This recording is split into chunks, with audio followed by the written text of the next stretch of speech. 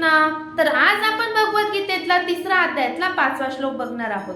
तुम्ही म्हणता आज काहीच करायचं नाही, फक्त शांत बसायचं, पण खरंच आपण कर्माशिवाय एक क्षणही शांत राहू शकतो का? आज श्रीकृष्ण आपल्याला या श्लोक मधून याचाच अर्थ सांगणार आहे. तर चला तर व्हिडिओला सुरुवात करूया.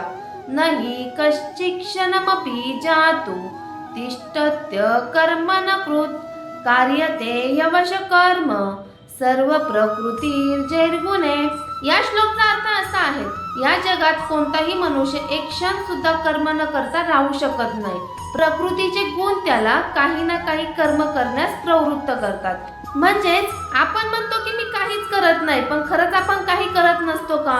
शरीर श्वास घेत असतं, डोळे काहीतरी बघत असतात, मन काहीतरी विचार करत असतं, म्हणजे कर्म टाळता येत नाही. मग प्रश्न हा नाहीये की कर्म करायचे की नाही, प्रश्न हा आहे की कर्म कसे करायचे. आजचं रिअल लाईफ एक्झाम्पल समजा, आज तुम्ही बोलले की मी काहीच करणार नाही. तुम्ही मोबाईल घेतला, एक व्हिडिओ बघितला, दुसरा बघितला, तिसरा बघितला, तुमचा 1 तास कुठे गेला हे तुम्हाला समजलं नाही. तुम्ही काम केलं नाही, पण तुमचा वेळ आणि तुमचं मन कुठेतरी वापरलं गेलं. म्हणून श्रीकृष्ण सांगतात, कर्म थांबवता येत नाही, पण त्याची दिशा आपण ठरवू शकतो. आजचा स्ट्रॉंग मेसेज भगवद्गीता आपल्याला असं सांगते, कर्मापासून पळता येत नाही, पण कर्माची दिशा नक्की बदलता येते. तुमचा वेळ, तुमची ऊर्जा, तुमचं मन हे कसं वापरायचं हे सर्वस्वी तुमच्या हातात आहे.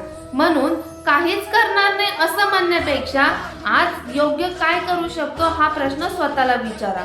कर्म थांबत नाही, पण कर्माची दिशा तुमच्या हातात असते. अशाच नवीन नवीन श्लोकसाठी माझा चॅनल सबस्क्राईब करा. दंडवत प्रणाम. जय श्री कृष्णा.